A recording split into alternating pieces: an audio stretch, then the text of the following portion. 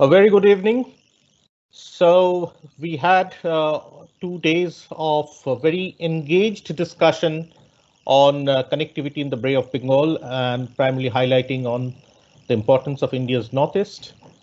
And as we end the day, rather in this particular session, come to the valedictory session, what we find is that we have deliberated on a host of issues which essentially is going to cater to a transdisciplinary framework of development of the Northeast, looking at the Bay of Bengal, looking at the importance of the Northeast, not only in the context of the Bay of Bengal and institutions like BIMSTEC, but also, in fact, putting it in the perspective of the broader geostrategic space of the Indo-Pacific.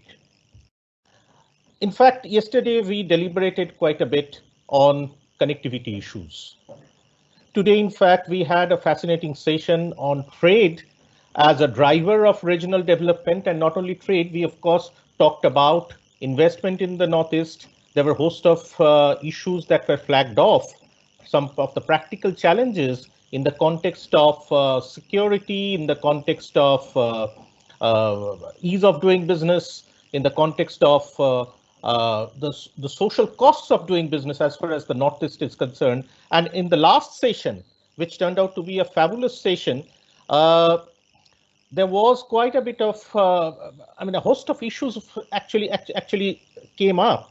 And some of these are going to feed into the broader strategic issues on the one hand, and of course, the geoeconomics of the Bay of Bengal region. And more importantly, what has emerged is that we cannot really talk in terms of sitting in silos. There has to be coordination across departments. There has to be quite a bit of, it's not really, we cannot look at development of the Northeast or suppose say the entire geostrategic space of the Indo-Pacific as it's also in fact from the perspective of the Bay of Bengal from through the lens of a single discipline, but there has to be quite a bit of interdisciplinary thinking at various levels. It is not that we can only have a top-down approach sitting in Delhi, but there has to be coordination across states, there has to be coordination across the Bay if we really have to address the critical challenges that are emerging at the transdisciplinary interface of geostrategy, geoeconomics, as also in fact some of the critical cultural and ethnic issues.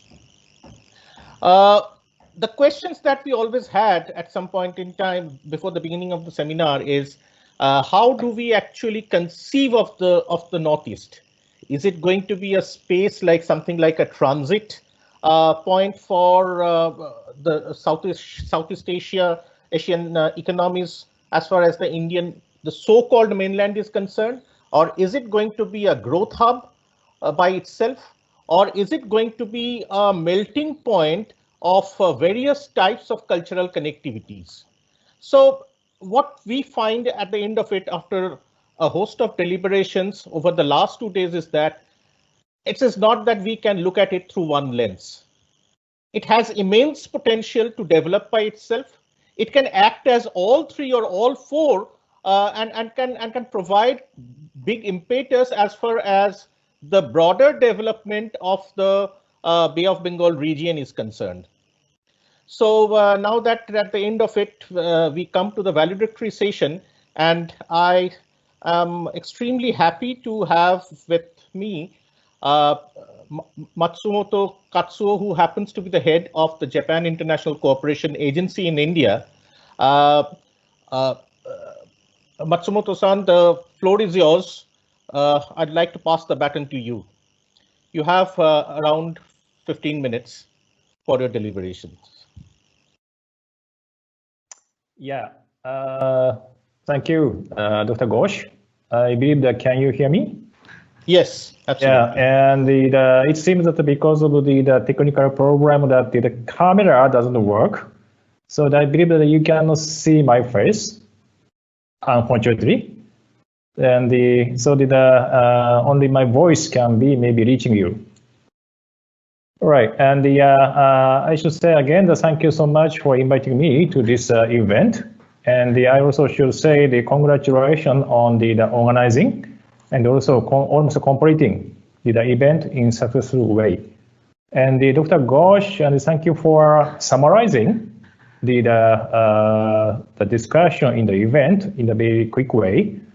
Well, actually, there are a lot of things discussed and commented by the many speakers, and we really welcome such kind of like atmosphere and situation, because such kind of event really encourage to think and also implement more and more the good project or good program in development context in the region. And I'm currently Chief Representative of JICA India. And prior to my appointment, I was in charge of the South Asia in Tokyo and was involved in the promoting regional cooperation, especially in India, Bhutan, Bangladesh, and Nepal. As such, I have been involved in the development cooperation in the Northeast region and regional connectivity project for almost 10 years in this region. And I'm glad to see that the Japan's support for the Northeast region is now in almost full swing, and the regional cooperation in this area, especially with the neighboring countries, Bhutan, Nepal, Myanmar, Bangladesh, has become reality. And I was supposed to talk about the mainly three things. First one is why Japan is providing support to the Northeast and the regional cooperation. And the second, what kind of cooperation Japan is extending. And the third, what are the future challenges in the context. But maybe the first and the two topic has been discussed a lot. And so I maybe focus on the last one, I mean the future challenge. But before, well, this event, I sent my materials to your organization, and it is possible to show my materials in the screen.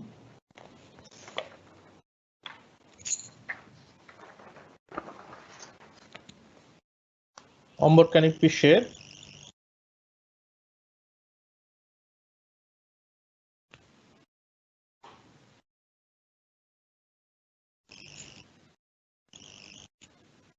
No. I think it's coming. Yes. Okay. Yes, thank you. The first page, yes. And I believe that such kind of like a map or maybe project has been discussed already. But these maps show the JICA supporting project in the Northeast region, especially focusing on the connectivity. We started our support in the connectivity project in this region almost 6 years back. And the flow of the goods and services is a major factor in economic activities for this region. Good transportation is a prerequisite. And currently, we are now cooperating with the Ministry of Road and Highways to support the development of the national highway in Northeast. And from the phase 1 to phase 5, we are very happy to work with the ministry. And now the project is ongoing at the site. And before starting the supporting this connectivity, of course, we did a due survey or study about which route should be prioritized. And I myself also visited the Northeast region several times. I went to the Assam, I went to the Manipur, I went to the Mizoram, and see the situation of the road. And after study, we pick up the several section which we should focus on. But because of the size of the project, it is a bit difficult for us to finance in one time. So we are now have like a phasing way to support the project. So this is my just personal opinion, but now we are in a phase 5, and maybe another 5th or 6th phase should become to have creating the good network in the region. And currently, I believe that somebody said that the groundbreaking ceremony of the Jubilee Fulbara Bridge was done, and they just started the civil works there. And the bridge is almost 20 kilometer long, and this is connected to Assam and Meghalaya. But in our sense, this is finally connected to the Bhutan and Bangladesh. And when I discuss with the people in Bhutan, there is a strong desire that they want to utilize the Chittagong port in Bangladesh. And we believe that the GE's national highway project will contribute to the large logistic network in the region. And the region is also rich in the forest resources. And not only the connectivity project, but also we are supporting the forestry management project. And we are also supporting the production activities such as the bamboo craft there. And JICA is providing support in the forest resource management project in more than 20 states in India. So it is maybe easier for us to exchange or just provide some a know-how or lesson from the past project to the Northeast region. And we have been working with the Sikkim, Tripura, Meghalaya, and Nagaland for this forest management purpose. And in addition, in an effort to improve the water and power supply in the state, we are cooperating in water supply and storage in Assam and also hydropower in Meghalaya.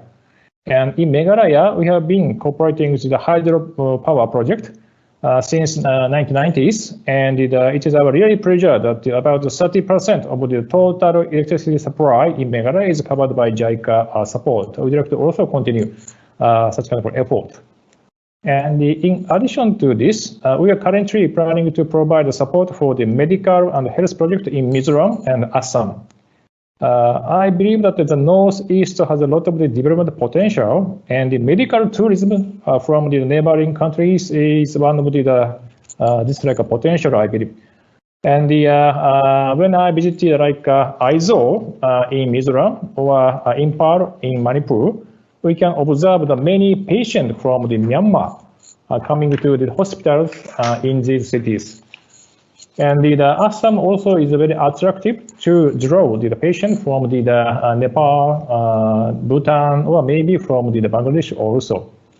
So if the accessibility of the border is improved, the number of the medical tourists from the other countries will increase with improved access. So that we really want to create a new project as quickly as possible. And the next page, please. And in terms of the regional connectivity, we are supporting road and tunnel project in Bhutan and Nepal. Maybe sorry that this map is a bit complicated. And if you can see flag in the screen, this is kind of like a bilateral assistance between the Bhutan, Japan, the Bhutan, India, and the Bhutan and Bangladesh. And in Bangladesh, we can see that we are also supporting the development of deep sea port in Matabari area, because now Chittagong port is reaching the full capacity. And it is a bit difficult to expand the port. So because of the strong request from the Bangladesh government, we are financing the deep sea port project in the Matabari. And this is kind of like a comprehensive development approach, not only the port, but also the industrial estate, and also the road connectivity, and some facilities such as the refinery should be constructed there. And finally, we can really see the connection between the states and between the countries, like this map demonstrated. And in the road project in Bangladesh, we're also supporting the rehabilitation of the existing bridges. And now more than 100 bridges has been renovated by using the JICA fund. So maybe this is not just, how should I say, well, the remarks from the JICA's, how should I say, the advantage, but we have office in Bangladesh, Bhutan, Nepal, and so on, so that we can see this integration project from every viewpoint. So in Bangladesh, they also watching the progress of the connectivity project in this region. And I may move to the future challenge of this cooperation. And firstly, we need to say about the importance of the effectiveness of the project. As you know, that the international organizations sometimes require the due procedure, including a lot of the documentation, and it is sometimes a burden for the executive agency. And unless state government organization have the enough capacity to implement them, the project will be delayed or terminated. In fact, some of the projects in the Northeast region, I should say that they are not yet being completed after more than 10 years. So capacity development of staff or personnel may be one big challenge to implement the project in smooth manner. And the second point is about the coordination among the states. One of the not good habit of the foreign organization is to see the Northeast as just a single entity. But each state has its own ethnic composition, population, climate, and the major maybe industries and so on. And sometimes the relationship of the states is not so close. So we need to maybe carefully watch the situation, not only the economical point, but the social point of each state, and what is a good mechanism, how to collaborate together. And from this viewpoint, that in the previous session, I believe that they discussed about the Mekong sub-region, Greater Mekong sub-region matter, and they really created a good model of the three-level coordination mechanism from the top officials to the working level. So this may be the one of the good, I should say, well, the lesson that we can learn from the ASEAN project. And the third one is the relationship with the neighboring countries. And the regional connectivity is beneficial to the world, but sometimes each country have their own each priority. In other words, even if say India built a road up to the border, the neighboring country may not contribute the budget, distribute the budget for the road building along the border. And they may put emphasis on the other projects like power generation and irrigation project. So it may be true that the coordination in this area has already started among the stakeholders, but still we don't have a good political will to prioritize the connectivity project as a flagship project among the countries. So we also need to have such kind of good agreement among the neighborhood countries to have a flagship project as a priority. And fourthly, somebody also said about the security issues. And I really remember that when I visited Manipur almost 6 years back, some people say that because of the security issues that I should not be going there. Yeah, and when I just passed through the road, well, I found that the military can control or maintain the road, and because of the rule of the International Development Corporation that the JICA cannot support a project under the military control. So we need to maybe seek what kind of the project or program should be focusing on. Yeah, and fortunately now the security issues is the better and better in the region, so we can maybe increase our program. But still, in some places, well, we know that it's like a border issues or some demonstration of some groups take place. So it is a bit tough for us to persuade the Japanese government or the Japanese people why we should support this area. And in fifth point, that we also need to say about the repayment capacity of each country. And the major, support modality of JICA is yen loan.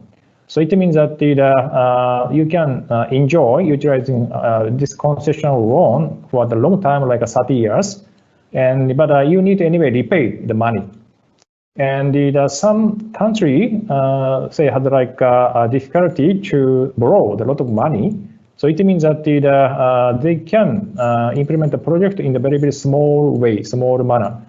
So we need to also think about such kind of macroeconomics of the country, how to implement a project in a short way, or just maybe the middle term way. And they are just a major point I want to talk about challenge. And this is just true that we are also in a position to increase our cooperation volume in the Northeast. And the Act East Forum is really discussing about the productive way, what kind of the projects should be considered in the near future. So there are a long list of the project, so we would like to pick up one by one to realize the good development in the region. And we are a bit concerned about the situation in Myanmar because one of the reasons why we can expand our cooperation in Northeast region in India is democratization of the Myanmar, especially in the 2011. Well, I was also involved to work with the GMS, Greater Mekong Sub-region, and the East-West Corridor is also the project which JICA financed. And from the ASEAN side, that we are very, very glad to hear that when, say, Myanmar realized the democratization, that this East-West Corridor can lead to the more in power. Yeah, but now current situation may have some like a negative impact on this like progress of the project, and it seems that the Japanese government also tentatively terminate the ODA to Myanmar because of this situation. So such kind of like a political situation, not only in Myanmar but in other countries, also the very key factor how to expand or just increase the volume of cooperation. So maybe I need to stop here, and we JICA anyway agree or just announce that we'd like to anyway continue to work for the Northeast region and also the regional cooperation project in this region. Thank you so much. Thank you so much, Matsuo-san. It was really interesting. In fact, we often keep on hypothesizing that this is a region, as far as when we talk about the UNEP's inclusive wealth approach. This is something that I would like to reiterate from what I was stating yesterday, that this is a region which is endowed with natural capital. This is a region which essentially has a good bit of human capital, which of course needs to be honed. There is quite a bit of focus on human capital, but what it is lacking is physical capital. And of course, this is a region which actually has a very rich social capital. Then what essentially has been lacking? So when these red flags that essentially you raised from the perspective of an investor come to the fore, we can make out that it's much beyond theory. There are some very critical practical problems which come in the way of doing business. And these are essentially they need to be classified as the costs of doing business, in fact, as far as a particular economy or a particular region is concerned. So with that, in fact, we come to the end of this entire conference. As I stated, that extremely rich deliberations happened, and I have gained substantially out of it. We plan to bring out a volume out of the deliberations. So there will be a request to all the presenters to possibly jot down a few number of words so that we can come up with some practicable, actionable options for the government as also, in fact, for the policymakers and investors. So thank you. Thanks to all the panelists. Thanks to all the chair, Professor Pant, Dr. Arusha Bashurai Chaudhuri. And let me now hand over the mantle to Mr. Ambar Ghosh for the vote of thanks. Thank you so much, Dr. Ghosh. It was indeed an extremely enriching and successful two-day international virtual conference on a very important theme exploring connectivity in the Bay of Bengal region, importance of India's northeast. We extend our sincere gratitude to our collaborators, Consulate General of Japan and Ministry of External Affairs, Government of India, New Delhi, for their active participation in the conference. Our very special thanks to His Excellency Nakamura Yutaka, Consulate General of Japan in Kolkata, Ms. Riva Ganguly Das, Secretary East, Ministry of External Affairs, Government of India, New Delhi, Ambassador Tariq Karib, and Lieutenant General Shubhrata Shaha for their participation in the inaugural session and for sharing their valuable insights. We would also like to thank Mr. Matsumoto, Head of JICA in India, for delivering the valedictory address. We also want to thank all our panelists from different parts of India and also from UK and Japan for sharing their extremely engaging and thought-provoking insights. We are also very thankful to everyone who have joined us digitally from different parts of the world to attend the proceedings of the conference. We are very grateful to Mr. Nakamura Ken, Deputy Consul General, Consulate General of Japan in Kolkata, for coordinating the financial grant from the Government of Japan, and Mr. Manoj Kumar Pandey, Deputy Secretary, Indo-Pacific Division, Ministry of External Affairs, New Delhi, for coordinating the collaboration. Our very special thanks to Professor Harsh Pant, Director Studies and Head of Strategic Studies Program, ORF, Dr. Niranjan Ghosh, Director, ORF Kolkata, and Dr. Anusha Basuroy Chaudhary, Senior Fellow, ORF Kolkata, for their constant support and guidance. Acknowledgement is due to the multimedia lead at ORF, Karan Kumar, who has made it possible for us to organize the event digitally. And lastly, I would like to express my heartfelt gratitude to the entire team ORF and our interns for their constant help and cooperation in making this conference a success. Thank you, everyone. Thank you once again.